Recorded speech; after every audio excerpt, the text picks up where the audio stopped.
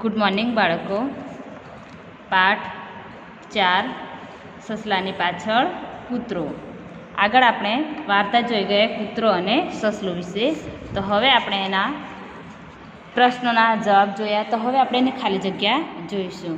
કોષમાં આપેલા શબ્દોને યોગ્ય સ્થાને મૂકો. ફકરાને મોટેથી વાંચો. અહીંયા આપણને ફકરો આપ્યો, ખાલી જગ્યા ફકરો આપ્યો છે, એના આધારે કૌંસમાં શબ્દ પણ આપ્યા છે. એ શબ્દ અહીંયા ખાલી જગ્યામાં આપણે પૂરવાના છે. તો ચાલો જોઈએ. હેટ્રિક શિકારી જંગલમાં ખાલી જગ્યા કરવા ગયો. તો શું કરવા ગયો હતો? શિકાર કરવા ગયો હતો. થાકી જવાથી બપોરે તાપમાં તે ખાલી જગ્યા બેઠો હતો. તો ક્યાં બેઠો હતો? નીચે બેઠો હતો. તેણે થોડેક દૂર એક્સપ્રેસ ડોગીને જોયું. એટલામાં ફાસ્ટુ સસલાભાઈ ખાલી જગ્યા આવ્યા. એટલે સસલાભાઈ ક્યાં આવ્યા? બહાર આવ્યા. આગળ ફાસ્ટુ સસલું અને ખાલી જગ્યા એક્સપ્રેસ કૂતરું. એટલે કે આગળ ફાસ્ટુ સસલું હતું, એની પાછળ એક એક્સપ્રેસ કૂતરું હતું. ફાસ્ટુ સસલું બહુ જ ખાલી જગ્યાથી દોડે છે, એટલે કે ઝડપથી દોડે છે. ખાલી જગ્યા એક્સપ્રેસ કૂતરો તેને ન પકડી શક્યો. એટલે કે દોડતા દોડતા એક્સપ્રેસ કૂતરો તેને ન પકડી શક્યો. ફાસ્ટુ સસલું જંગલની ખાલી જગ્યા નીકળી ગયું. ફાસ્ટુ સસલું છે જે જંગલની બહાર નીકળી ગયું. હવે આગળ જોઈએ. અભિનય કરો. સૂચનાઓ મોટેથી વાંચો. વિદ્યાર્થીઓને તે મુજબ અભિનય કરવા કહો.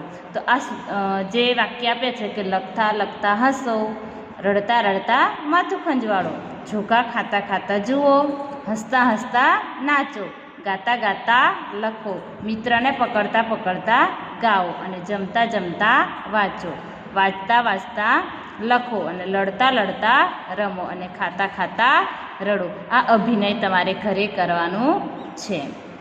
આગળ જોઈએ. વાક્યને ધ્યાનથી વાંચો. 2 વાર શબ્દ વપરાય ત્યાં નીચે લીટી કરો. અહીંયા નીચે આપણને વાક્ય આપે છે, એનો 2 વાર જે શબ્દનો ઉપયોગ થયેલો હોય એ શબ્દની ઉપર આપણે શું કરવાનું છે? લીટી કરવાની છે. જોઈએ પહેલાં આપણે કે અમે દોડતા દોડતા ગિરનાર પર્વત ઉતરે. તો અહીંયા 2 શબ્દ કયા આવ્યો? તો કે દોડતા દોડતા. એટલે એના નીચે આપણે જે 2 શબ્દ વપરાયેલો હોય એને નીચે લીટી કરવાની રહેશે. બીજું જોઈએ. હાથી હાંફતા હાંફતા કીડીબેન પાસે ગયો. તો અહીંયા આવશે હાંફતા હાંફતા. આગળના 3, 4, 5, 6 એ તમારે જાતે HW કરવાનું રહેશે. આગળ જોઈએ. 3-3ના જૂથમાં બેસી સંવાદ બનાવો અને વર્ગમાં ભજવો. સંવાદમાં રમતા રમતા, પડતા પડતા, ખાતા ખાતા, લખતા લખતા, શીખતા શીખતા જેવા શબ્દોનો ઉપયોગ કરો. નમૂના મુજબ શબ્દ બનાવો. આગળ આપણે 2 શબ્દ જોઈ ગયા. એવી જ રીતે આપણે અહીંયા શબ્દ બનાવવાના છે. અહીંયા ઉદાહરણ આપ્યું છે ખડ ખડ, એટલે ખડ ખડ. અહીંયા આપણે લખીશું સડ સડ, તો સડ સડ. એવી જ રીતે અહીંયા ટપ આપ્યું છે, તો ટપ ટપ. તો આ બીજા શબ્દ છે એ તમારે ગણ બણ લખ હણ ચણ ખટ મણ ઝણ ત્રણ એ બધા 2 શબ્દ આવતા હોય એવી જ રીતે તમારે અહીંયા લખવાના રહેશે. એ તમારે SW કરવાનું ઘરે રહેશે. હવે આગળ જોઈએ. ચિત્ર સાથે જોડો. આપણને અહીંયા ચિત્ર આપ્યા છે, એના આધારે આપણે જોડકા જોડવાના છે. તો બધાને ચિત્ર દેખાય છે? તો ચાલો હવે આપણે અહીંયા જોડકા જોડીશું. તો પહેલું જોડકું જોઈએ. એક પગવાળો માણસ. એક પગવાળો માણસ એટલે કોણ? તો કે આ ઝાડ. ઝાડ છે એક પગવાળો માણસ, એટલે કે આપણે એને ઝાડ સાથે જોડકું જોડીશું. 2 કાળી ટોપીવાળો ધોળો માણસ, એટલે કે દિવાસળી.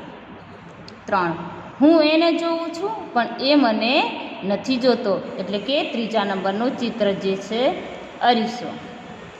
4 મારે તો ઘણી આંખો, એને ખેંચીને ચાખો, એટલે કે 4થા નંબરનું ચિત્ર છે સીતાફળ.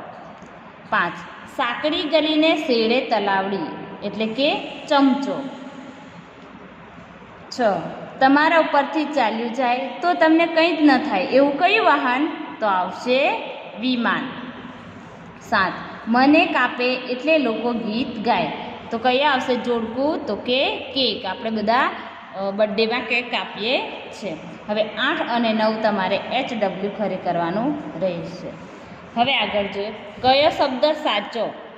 સાચા શબ્દ પર ગોળ રાઉન્ડ કરો. અહીંયા આપણને એક સાચો શબ્દ આપ્યો છે અને એક ખોટો શબ્દ આપ્યો છે. તો કયો શબ્દ સાચો છે એ શબ્દ પરથી તમારે એના પર ગોળ રાઉન્ડ કરવાનું રહેશે. તો અહીંયા આપણે જોઈએ ટાયર અને અહીંયા આપ્યું છે ડાયર. તો શબ્દ કયો સાચો છે? તો કે ટાયર. એના પર આપણે શું કરવાનું છે? ગોળ રાઉન્ડ કરવાનો છે. એવી જ રીતે અહીંયા ઠળિયો અને અહીંયા આપ્યું છે ઢળિયો. તો સાચો શબ્દ કયો આવશે? ઠળિયો. તો એની પર આપણે ગોળ રાઉન્ડ કરવાના છે. બીજા શબ્દ જે છે તમારે HWમાં કરવાના રહેશે. જે લખવામાં તમારે ભૂલ થતી હોય તેવા શબ્દો ભૂલ સાથે અને ભૂલ વગર લખો.